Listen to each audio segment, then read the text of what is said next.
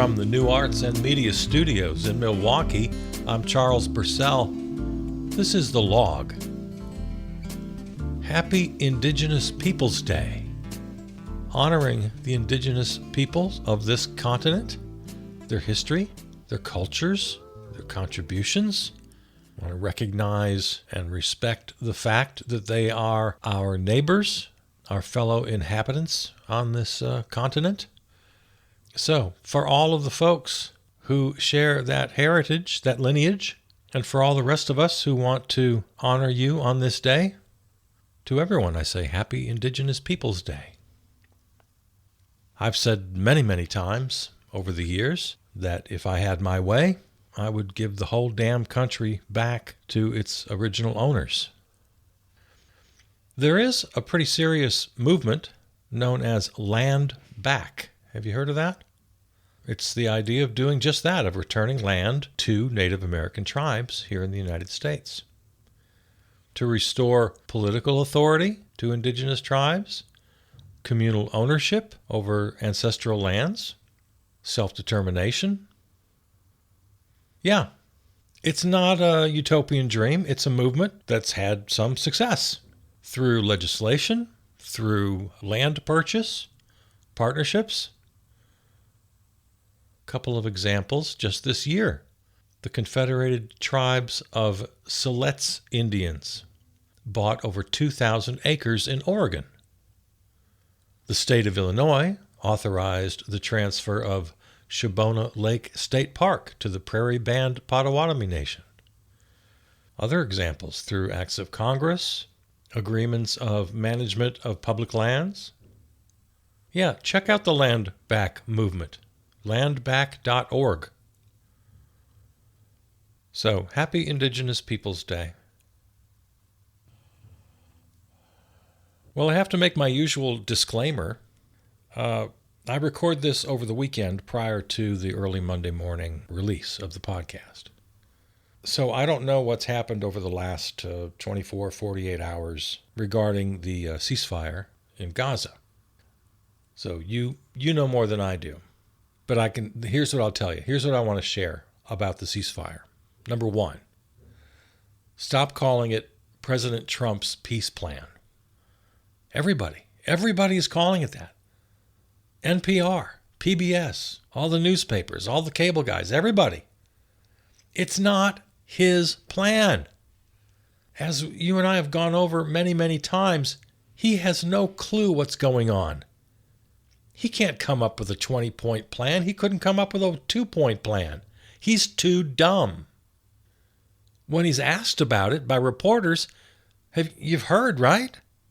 He's 100% incapable, totally, completely incapable of saying one word about it. He has no earthly idea. He falls back on his old, we'll see. Do you think it'll hold? Oh, yeah, I think it'll hold. He's got drunk uncle at the end of the bar level knowledge and communication skills on this. It's not his plan. So stop calling it his plan. Stop lying. He's the big fat comb-over orange meat puppet that Stephen Miller and Russell Vogt and Jared Kushner and Steve Witkoff trot out in front of the cameras. The other thing I'm going to say about this ceasefire is I hope to God I'm wrong. I've never wanted to be wrong more than I want to be wrong right now. Because I don't believe a word of it. I don't believe one single word of it. You know, maybe we'll get some hostages home. Great.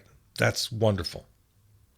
A couple of hundred Palestinians being held captive will also be released. There's another couple thousand in Israeli custody right now, including children. I don't know what's going to happen with them. No word. So that in and of itself, okay, for what it's worth, good, great. I don't want to diminish the return of hostages. That's fantastic. I also feel the need to repeat, I don't put the life of one person over the life of another person. So excuse me if I can't bring myself to do cartwheels about 20 hostages being returned when 70,000 plus people have been killed, hundreds through starvation, most of them women and children. You know what? They're not coming home to their families. So, yeah, I'm not going to pop any champagne corks. I'm glad for the individual families. Of course, I want the Israeli family to welcome home their father or their mother or their brother. Who wouldn't? Of course. But the life of that hostage and of their family is no greater and no less than any one of the 20,000 children murdered by Israeli bombs and snipers. So forgive me if I'm not dancing in the streets right now. And again, I want to be wrong, but I have no confidence at all that this thing's going to hold. Any rogue grunt from Hamas can decide to just pop off and bullets are flying again. Israel has a long history of lying, of breaking agreements. You know, this is our third ceasefire, right? You know that. Each of them had phases. We never got past one or maybe two. This has 20 phases. So I don't expect this ceasefire to hold. Israel is going to find any excuse. It's written right in the document, 100 different ways that Hamas can be found to have broken the agreement in the sole judgment of Israel. Plus the fact the Palestinian people have been entirely disrespected. Okay, you don't want Hamas to have a role post-war. I can understand that. Pretty much the whole world agrees. The Arab states certainly agree. But the Palestinians themselves, not one component in this Witkoff-Kushner plan gives the Palestinian people a voice in their own future. No, there's going to be a board of peace headed by, drumroll please, the orange meat puppet and Tony Blair. There's no provision for a two-state solution. Netanyahu is on record vehemently against a two-state solution and for what he calls the Greater Israel. Oh, and here's something that you America Firsters ought to love. U.S. troops are in Israel. I think they're there already as we speak. Yeah, U.S. troops on the ground. Now, I mentioned the Arab states. They are lending their support. That's good. Hostages released. That's good. So, a couple of good short-term outcomes. Great. I have no faith. I have no faith in this. And I really, really hope that I can come back to you next week, next month, next year, and tell you just how very, very wrong I was. I really, really hope I can do that. So you may have heard the name Maria Corina Machado for the first time, like I did, winner of this year's Nobel Peace Prize. So I took the time to do some reading, and she's an interesting person. She got the award, of course, because she opposes Nicolas Maduro of Venezuela. She's of the opposition and has been dogged and harassed and threatened with jail and, so she's a brave dissident. Good for her. But she's labeled pro-democracy because, of course, Nicolas Maduro is not pro-democracy, so the opposition is pro-democracy. But her version of democracy is an American-led coup in Venezuela, which she's called for. The half a dozen boats that the Miller-Vogt regime have bombed out of the waters off Venezuela, oh, she's all for it. She loves the boat bombs, this winner of the Nobel Peace Prize. Yeah, she loves the orange meat puppet. Her idea of democracy is handing the country over to international oil companies. So I don't know what the hell's going on with the Nobel Peace Committee. I don't know. I don't get it. Like I said, I admit I never heard of this woman until yesterday. But everything I can find out about her, she's a right-winger. She's a corporate capitalist. She's a fan of MAGA. She's ready, willing, and able to cheerlead for a violent coup in her country. And not at all bothered by the war crimes, plural, of dropping bombs on unknown people in small boats. I don't know. I don't get it.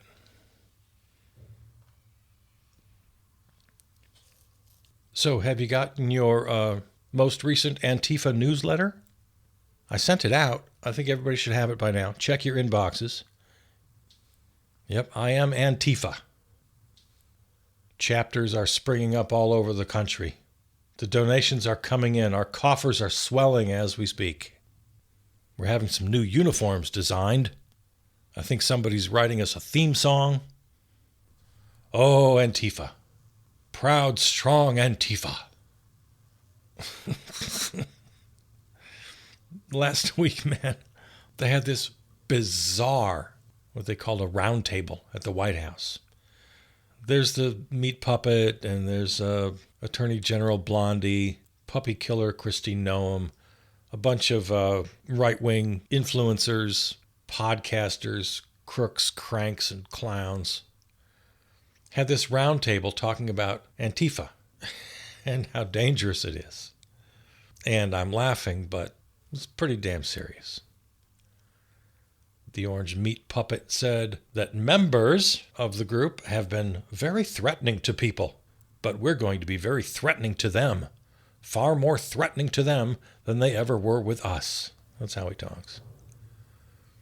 And that includes the people that fund them. Probably some of the people I know, some of the people I dine with. Huh?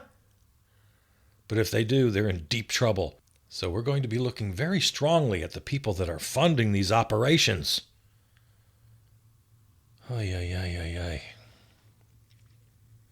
ay. FBI Director Kash Patel pledged that his bureau will not rest until we find every single seed money, donor organization, and funding mechanism that we have.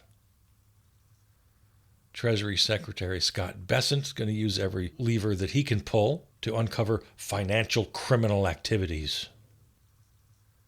Yeah, you and I, Antifa, have been designated a domestic terror organization. Homeland Security Secretary Kristi Noem said that Antifa is, quote, just as sophisticated as MS-13, as Tren de Aragua, as ISIS, as Hezbollah, as Hamas, as all of them. They are just as dangerous. Wow. This would be hilarious if it wasn't so frightening. There's this new level of lying. We're used to it from the orange meat puppet. That's just what he does. But in the past, when other right-wingers or Republicans or MAGA types even were asked about these weird, bizarre lies, it wasn't long ago they'd run away from the reporter, they'd jump into an elevator, or they'd say, well, I haven't seen that tweet, I didn't read that speech, I didn't hear that, oh, maybe I wouldn't put it that way, the president has his own particular unique way of speaking, you'd get all that kind of stuff. Not anymore. In this week's Crossing the Rubicon, because every single episode we have a Crossing the Rubicon moment, we have a Through the Looking Glass moment, we have a Jumping the Shark moment, and this week it's the level of lying that now everyone in MAGA is capable of. They're not hiding from the lies. They're not making excuses. They're not pretending they don't know. They're not just saying, oh, that's just who he is. No, they're participating now. MAGA Mike Johnson, other members of Congress are referring to, quote, the terrorist wing of the Democratic Party, or as they say, Democrat Party, the terrorist wing of the party, and that we're holding a Hate America rally on the 18th. That's Saturday, October 18th. No kings. Make your plans. But according to them, it's a Hate America rally. And it's all the Hamas supporters and terrorists. We're all terrorists now. So this is new. It's only very, very recently. First, it was the inner circle, especially people like A.G. Blondie, Kash Patel, Kristi Noem, Stephen Miller of the Miller-Vogt regime, second to none with his fabrications, with his propaganda. They'll utter lies that are equally outrageous as the lies coming out of the orange meat puppet, which is some tall task. And now you're hearing very similar language from members of Congress in the GOP. I heard John Thune say some outrageous. He was the one using things like terrorists, referring to Democrats.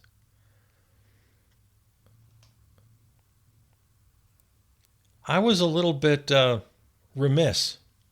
I mentioned something a couple of episodes ago that I should not have skipped by so quickly. And that's the regime's NSPM 7. That stands for National Security Presidential Memorandum. It was issued on September 30th, and it's the 7th memo of its kind issued. So that's why it's number 7. NSPM 7. It's more than just another one of these ridiculous executive orders, of which he's signed hundreds. So, no, it's much more than one of these stupid, bogus executive orders. This presidential memorandum is a big deal. It's a directive to the entire executive branch of the government. And in this directive, the regime lays out the case, flimsy as it is. Well, no, flimsy is the wrong word. Ridiculous is the word. That there's this epidemic of radical left-wing violence, quote, sophisticated, organized campaigns of targeted intimidation, radicalization, threats, and violence designed to silence opposing speech, limit political activity, change or direct policy outcomes, and prevent the functioning of a democratic society. Every accusation of a narcissist is a confession. So it sets up the Joint Terrorism Task Force. And now, according to the regime, this Joint Terrorism Task Force, this JTTF, will use the full power of the federal government to go after domestic terrorists. And this is how they define terrorists. Anti-American, whatever that means, they decide. Anti-capitalist. All right, I'm anti-capitalist. Am I a terrorist? I am anti-capitalist. I'm saying it out loud. Anti-Christianity. Well, I'm not a Christian, and I might even argue with you about it, on why you shouldn't be. Bertrand Russell, the great essayist, philosopher, wrote Why I Am Not a Christian, which I have read. I could pull it off my shelf right now. Was Bertrand Russell a terrorist? Am I a terrorist because it's on my shelf? You are a terrorist if you are considered by the regime an extremist on migration. And to be an extremist means anything that dares to oppose their policies. You can't oppose their policies on race. If you do, you're an extremist. You can't oppose them on gender. You're an extremist, a terrorist. You can be investigated as a terrorist if you hold hostility towards those who hold traditional American views on family, religion, and morality. So if I claim a family can have 2 moms or 2 dads, anything other than a traditional hetero 2-parent family, if I advocate for anything else, I can be labeled a terrorist. Okay. I am Antifa. You remember the great scene, right? I am Spartacus. I am Spartacus. I am Spartacus. Everybody within the sound of my voice right now needs to shout out the window, I am Antifa. Go ahead, I'll wait. Go to your door, go to your window, open it up, announce to the world, I am Antifa.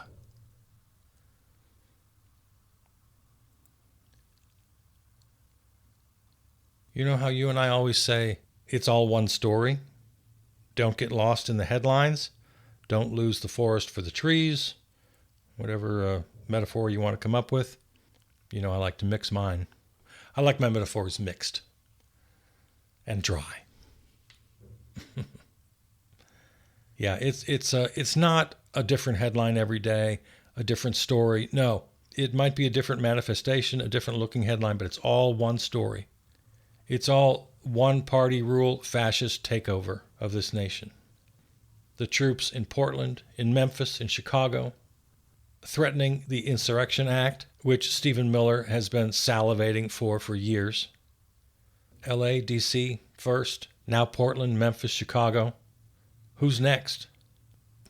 Obviously, they want to normalize this. They want troops in the streets just to be what we are now. Why do you suppose that is? Why do you suppose that is? Well, I would say it's just for the sake of the optics of raw power, because that is the one story. The arraignment of James Comey, the indictment of Letitia James. By all accounts, it looks like John Bolton is next. Adam Schiff was on the list in the Meat Puppets' accidental public message to Pam. Whenever I see this, I think of Steve Carell as Michael Scott. Pam, Pam, Pam, Pam. What about Comey, Adam Shifty Schiff, Letitia? They're all guilty as hell, but nothing is going to be done. They impeached me twice and indicted me 5 times over nothing. Justice must be served, all caps. Now, 3 exclamation points. Yeah, that was just a couple of weeks ago. And just days later, just a couple of days later, Comey's indicted. One by one. He's going to bring every political enemy, drag them through the courts. In every city, ICE thugs are doing everything they can to entice protesters into violence, deliberately attacking peaceful protesters. Co-dictator Russell Vogt decimating the ranks of public employees to achieve his goal of a one-party state. Anyone who's not a member of the party in good standing, anyone who's not MAGA, will just be designated as a criminal or a terrorist. And that's you and me and everybody who's not a member of their white Christian nationalist patriarchy, or one of their supporters, or one of their sycophants. And a warning to would-be supporters and sycophants, you're not safe either. So they'll use Attorney General Blondie's Department of so-called Justice to arrest and jail their opponents. At least they're going to try. We still have courts. We still have judges. Keep telling you this fight isn't over yet, but it is definitely a fight we are in.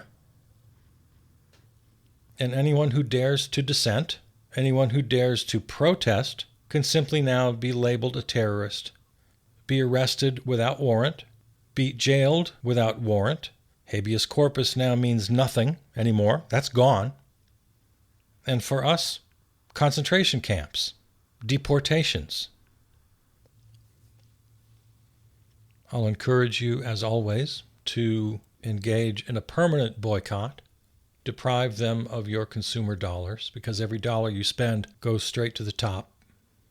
Blackoutthesystem.com is a good resource. Blackoutthesystem.com. I hope you're making your plans for next Saturday, October 18th. That's the next No Kings demonstration. Once again, don't take the bait. They're going to try to incite violence. I'm so happy with the people of Portland who took our advice. We suggested that demonstrators, especially the ones confronting the ICE Gestapo, that, you be whimsical about it. You dress up in funny costumes. And they they really outdid themselves. I'm sure you've seen the pictures. The inflatable dinosaur, frog, and chicken costumes. Lots of music, lots of dancing. It's terrific. So make your plans for October 18th. Get all your friends together. Get everybody together. Dress up. Be colorful. Have lots of music and dancing. Have lots of funny signs. Lots of joy. You can still be disruptive. Absolutely. Be disruptive. But be openly, decidedly peaceful. The other thing they're doing in Portland is passing out flowers to the Gestapo. Yeah. Pass out flowers. Bring your puppy dogs and grandmas and babies. Make it a big old love fest. We can win. We can come out of the other end of this better. I believe it. But it's going to take all of us. Keep the letters and the phone calls going. Just heard Marjorie Taylor Greene, of all people, has made news because she's bucking her party on the shutdown, especially regarding the health care issue, which is the Democrats' main concern. These health insurance premiums that are going to double and triple. Well, I bring Marjorie Taylor Greene into this because she said in a recent interview that she tracks very carefully the phone calls and the letters that come into her office. So keep it up, whoever represents you, Democrat or Republican. Keep up the strikes and the boycotts. As always, do them loudly. Make sure everyone knows exactly what you're doing and why. And let's see everybody out next Saturday, October 18th. We can win. We can. I heard a comment the other day. I can't give credit because I don't remember who said it, but it was good. And that is that we can't rely on members of Congress to just find a spine and do the right thing on their own. We have to force them. The pressure comes from us. It starts with us. We are the leaders. They are the followers.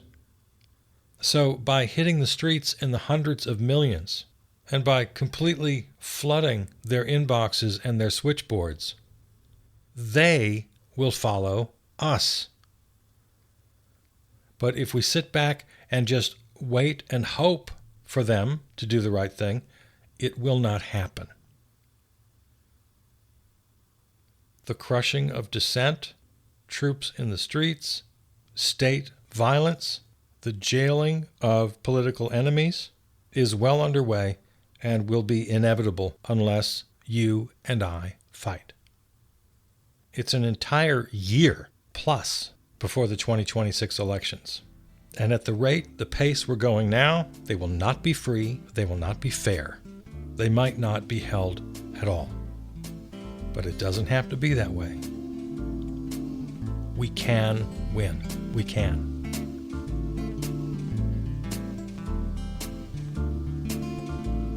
All right, find this and all episodes on your favorite podcast platform or on the website, charlesburcell.com. Follow on Blue Sky and Substack.